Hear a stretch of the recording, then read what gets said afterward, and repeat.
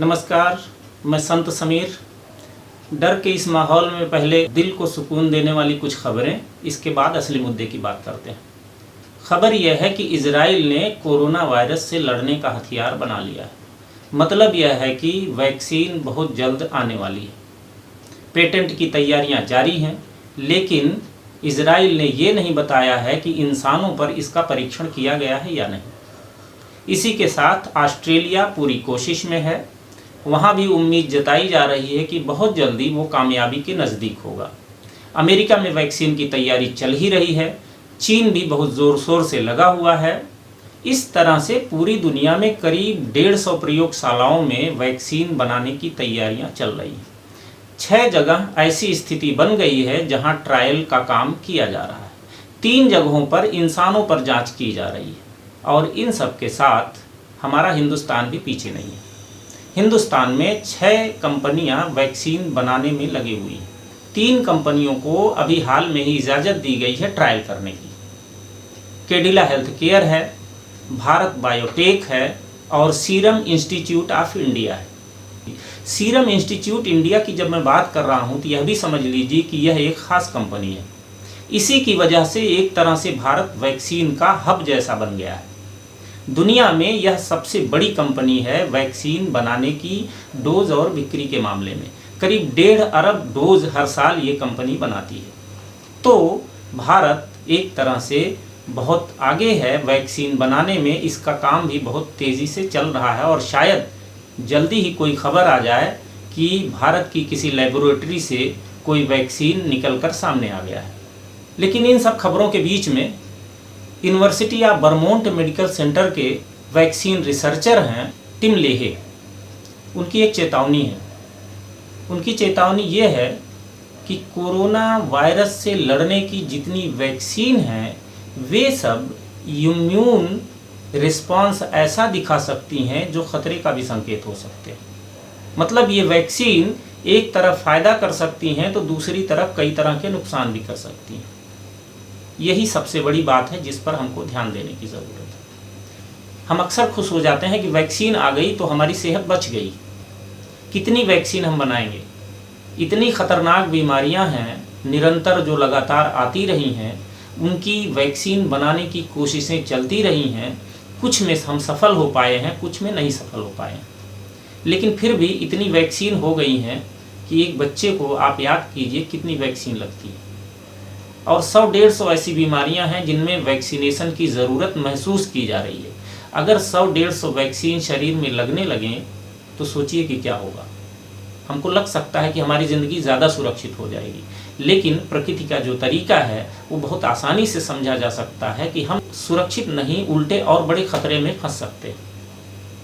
ऐसा क्यों हो रहा है कि निरंतर वैक्सीन बन रही हैं, निरंतर दवाएं बन रही हैं, निरंतर बीमारी पर शोध हो रहे हैं, फिर भी बीमारियां एक से एक नई नई आती जा रही हैं, बीमारियां बढ़ती जा रही हैं, अस्पतालों की संख्या बढ़ती जा रही है, डॉक्टरों की संख्या बढ़ती जा रही है। होना तो ये चाहिए था कि मेडिकल साइंस जैसे जैसे प्रगति कर रहा है वैसे वैसे सेहत आदमी की बढ़ जानी चाहिए, लेकिन बीमारियां बढ़ रही हैं। बचपन में आप याद कीजिए कि कब आपने सुना था कि किसी पड़ोसी को डायबिटीज़ है या कैंसर है या हाई बीपी है। लेकिन आज हर दूसरे घर में कोई इक्का दुक्का मिल जाता है जिसको कैंसर है, डायबिटीज़ है, हाई बीपी है, अस्थमा है, तमाम तरह के इस तरह के रोग। तो कहीं ऐसा तो नहीं कि जितनी हम दवाएं खा रहे हैं वे दवाएं एक तरफ से हमको राहत देती हैं, दूसरी तरफ से कुछ नई समस्याएं देती हैं। इस बात को समझने की ज़रूरत है जिस पर मेडिकल साइंस का ध्यान नहीं है। ये चीज़ आयुर्वेद में ध्यान दी गई थी, ये चीज़ होम्योपैथी में भी ध्यान दी जाती है। और इस बात को अगर समझ लेंगे तो हमको समझ में आएगा कि वैक्सीन की वास्तव में कितनी ज़रूरत है और कितनी ज़रूरत नहीं है इसकी, या कुछ और दिशा में काम करने की ज़रूरत है। वैक्सीन समस्या का संपूर्ण समाधान नहीं है। यह आपात धर्म के रूप में माना जाना चाहिए। वैक्सीन ज़रूरी है लेकिन आपात धर्म के रूप में।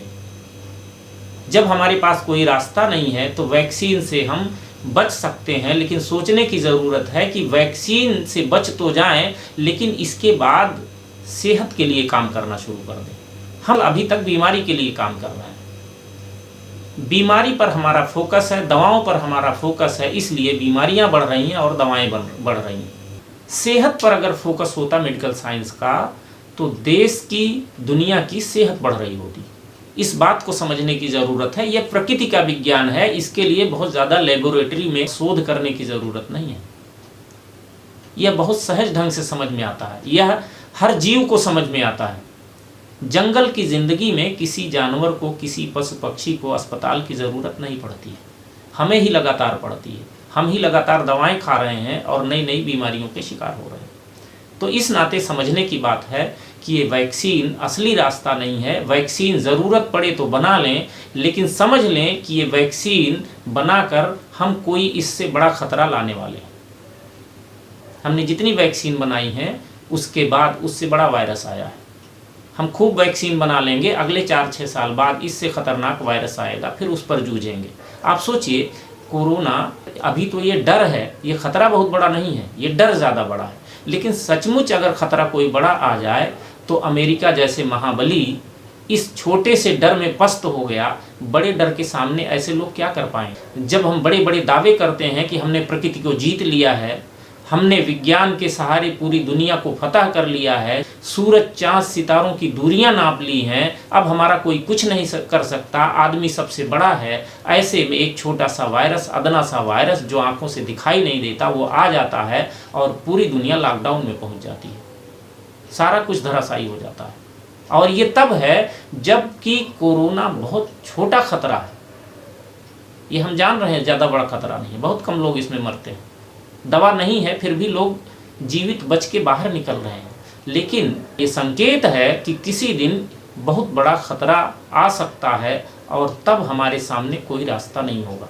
हमें वास्तव में इस शरीर को जैसा रखना चाहिए वैसा रखने की आदत बनाने की पहल करनी होगी, तब बात बनेगी। हमारी दिनचर्या प्रकृति के हिसाब से जैसी होनी चाहिए, अगर वैसी हम करने लगें तो शायद किसी वैक्सीन की, किसी दवा की ज़रूरत नहीं रह जाएगी। इस शरीर में वो सिस्टम है जो बीमारियों से लड़ता है, तो बीमारियों से लड़ने का हमारा जो सिस्टम है शरीर का, उसको मजबूत करने की ज़रूरत है। और वो मजबूती किसी वैक्सीन से नहीं आएगी, किसी दवा से नहीं आएगी। मेडिकल साइंस की ज़रूरत है, लेकिन मेडिकल साइंस का मतलब ये नहीं है कि हर बात में हम दवा हलक के नीचे उतारें। कहाँ उसकी ज़रूरत है वो समझने की ज़रूरत है। तो जीवन में इम्यूनिटी बढ़ाने की ज़रूरत है, प्रकृति के हिसाब से जीने की ज़रूरत है। ये कोरोना एक सबक है, एक पाठ है जो इशारा कर रहा है कि इंसानों के लिए कि सुधर जाओ, वरना खतरा इससे बड़ा आ सकता है। उस खतरे को अगर हम समझ जाएं तो हम समझ जाएंगे कि हमें काम किस दिशा में करने की ज़रूरत है। काम इस दिशा में करने की ज़रूरत है कि हमारे शरीर के लिए हमारी आहारचर्या, हमारी दिनचर्या, हमारी जीवन शैली कैसी होनी चाहिए, उस पर काम करने की ज़रूरत है। मेडिकल साइंस का फोकस स्वास्थ्य पर होना चाहिए, बीमारी पर और दवाओं पर नहीं। स्वास्थ्य पर फोकस होगा तो दुनिया का स्वास्थ्य बढ़ेगा। हमें अब इस बात पर काम करने की ज़रूरत है कि कैसे पानी, हवा, ज़मीन ये साफ सुथरे हों। जैसा हमारे देश में बहुत पहले से कहा जाता रहा, क्षिति जल पावक गगन समीरा, ये जो हैं पांचों तत्व, इनके शुद्धि की ज़रूरत है। ये साफ सुथरे होंगे, प्रदूषण से मुक्त होंगे और हमारा आहार विहार सही होगा तो शायद किसी दवा की इस तरह से ज़रूरत नहीं पड़ेगी, किसी आपात स्थिति में ही ज़रूरत पड़ेगी। इस बात को अगर हम समझ लें तो शायद ज़िंदगी संवर जाएगी और हम बच जाएंगे। वरना ये मेडिकल साइंस जिसको हम ज़िंदगी बचाने का साधन समझते हैं, एक दिन यही हमारी ज़िंदगी के ख़त्म होने का ज़रिया बन सकता है। ये दवाएं, ये वैक्सीन, ये मेडिकल साइंस पूरा कहीं ऐसा न हो एक दिन हमारी अपनी इंसानों की सभ्यता पर भारी पड़ जाए और इसी से हमारी सभ्यता के ख़त्म होने का खतरा पैदा हो जाए। इस बात को समझने की ज़रूरत है और इस सबक को हमको समझने की ज़रूरत है कि वास्तव में दुनिया की दिशा किस तरफ जानी चाहिए, हमारे मेडिकल साइंस की दिशा काम करने की किस तरफ होनी चाहिए। और ये बात अगर हम समझ जाएंगे तो शायद बात बन जाएगी और हम बचेंगे, दुनिया बचेगी, समाज बचेगा। और इस बात को अगर हम नहीं समझेंगे तो एक दिन हमारे सिर पे खतरा होगा और हमारी ही सभ्यता हमारे ही हाथों से समाप्त होने की स्थिति में पहुंच जाएगी। याद रखने की बात है कि टीके हमेशा 100% गारंटी नहीं है समस्या के समाधान के। PCV13 का टीका इतना मशहूर टीका है, उसके नुकसानों पर अब जाकर थोड़ी बहुत चर्चा हुई है। हेपेटाइटिस ए के टीके के क्या नुकसान हैं, इस पर आमतौर पर ध्यान नहीं जाता है और नुकसान अब सामने आ रहे हैं। सबसे ज़्यादा सुरक्षित माना जाने वाला टीका, जिसको हम चेचक का टीका कहते हैं, उसका मैं नुकसान सीधे सीधे उदाहरण से आपको बताता हूँ। वो उदाहरण एलोपैथी में समझ में नहीं आएगा, वो होम्योपैथी से समझ में आता है। एक व्यक्ति जिसको बचपन से खांसी आ रही थी, ऐसे कई लोगों के साथ हुआ है, बहुत सारे लोगों के साथ। एलोपैथी में इसका कोई कारण समझ में नहीं आता कि बचपन से किसी को खांसी क्यों आ रही है। वो दूसरी तरह से उसका डायग्नोस करते हैं और इलाज करने की बात करते हैं।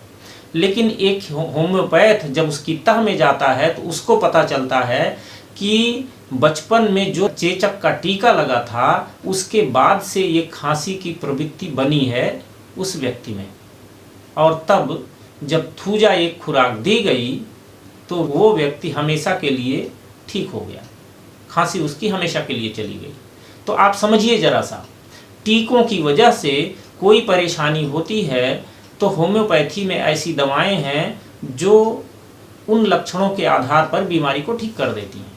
तो सीधा सा मतलब है कि टीके की वजह से ये समस्या आई और उसके लिए ये दवा दी गई। जितने भी टीके हैं उनके अपने खतरे हैं, और जिस तरह से शुरू में प्रचारित किया जाता है कि टीकों का कोई खतरा नहीं है, वे सुरक्षित है पूरी तरह से, तो ऐसा मामला नहीं है। PCV13 टीका जो इतना मशहूर है, उसके नुकसानों पर अब जाकर कहीं हल्की फुल्की चर्चा हुई। हेपेटाइटिस ए के टीके के क्या नुकसान हैं, इस पर आमतौर पर मेडिकल साइंस में, आधुनिक मेडिकल साइंस में किसी का ध्यान नहीं जाता। कुछ लोग हल्की फुल्की चर्चा करते हैं। जब 10-20 साल बाद ज़्यादा खतरनाक नुकसान सामने आ जाएंगे तो अब जाकर हम चेतेंगे। यही हमेशा हुआ है। कई दवाओं के खतरे कई साल बाद सामने आए। तो एक भी टीका ऐसा नहीं है जिसको आप पूरी तरह से सुरक्षित कह सकें।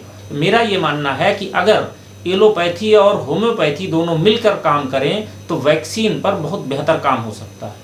वैक्सीन सबसे पहले एक तरह से होम्योपैथी में ही आई। नोजोड बनाने की परंपरा होम्योपैथी की है, उसी के बाद से ये वैक्सीन की परंपरा शुरू हुई। एलोपैथी की वैक्सीन में कुछ नुकसान छुपे हैं, कई फायदे हैं लेकिन नुकसान भी हैं। होम्योपैथी की नोजोड की परंपरा में उसमें नुकसान पूरी तरह से गायब हो जाते हैं। तो अगर एलोपैथी होम्योपैथी का यहाँ सहारा ले ले तो उसके जो पार्श्व प्रभाव हैं, जो साइड इफेक्ट हैं, वो खत्म हो जाएंगे वैक्सीन के, और बहुत आसानी से कई बड़ी बड़ी बीमारियों से बचा जा सकता है। इस कोरोना वायरस के मामले में भी होम्योपैथी के जो ट्रायल हुए हैं वो बहुत ज़बरदस्त हैं। मुश्किल से 3-4 दिन में 98% कोरोना वायरस के संक्रमण के लक्षण पूरी तरह से खत्म हो गए हैं होम्योपैथी दवा देने के बाद। ये मैंने पिछले वीडियो में, आप उसमें देख सकते हैं कि होम्योपैथी का जो ट्रायल हुआ है पुणे के अस्पताल रूबी हॉल में, वो कितना ज़बरदस्त था। एक भी इंसान मरा नहीं है होम्योपैथी देने के बाद, और 98% लोगों में बीमारी के लक्षण 3-4 दिन में पूरी तरह से गायब हो गए। आज हम क्वारंटाइन करके भी पूरे लक्षण गायब नहीं कर पा रहे हैं। इसके बाद घर में जाके व्यक्ति को क्वारंटाइन होना पड़ रहा है। तो अगर हम पैथियों को आपस में मिला के कि किससे कितना सहयोग एक दूसरे से बन सकता है उतना लें तो शायद दुनिया की सेहत और बेहतर होगी। दवा कंपनियां जो सिर्फ मुनाफे के लिए परेशान हैं, उनको थोड़ा सा ज़िंदगी को वास्तव में ईमानदारी से बचाने का भी काम करना चाहिए। ये काम वो करेंगी तो दुनिया थोड़ी बेहतर होगी और हम सब सुकून से रह पाएंगे। आज बस इतनी सी बात। इसके बाद फिर मिलेंगे किसी और मुद्दे पर चर्चा करने के लिए किसी और वीडियो में। धन्यवाद।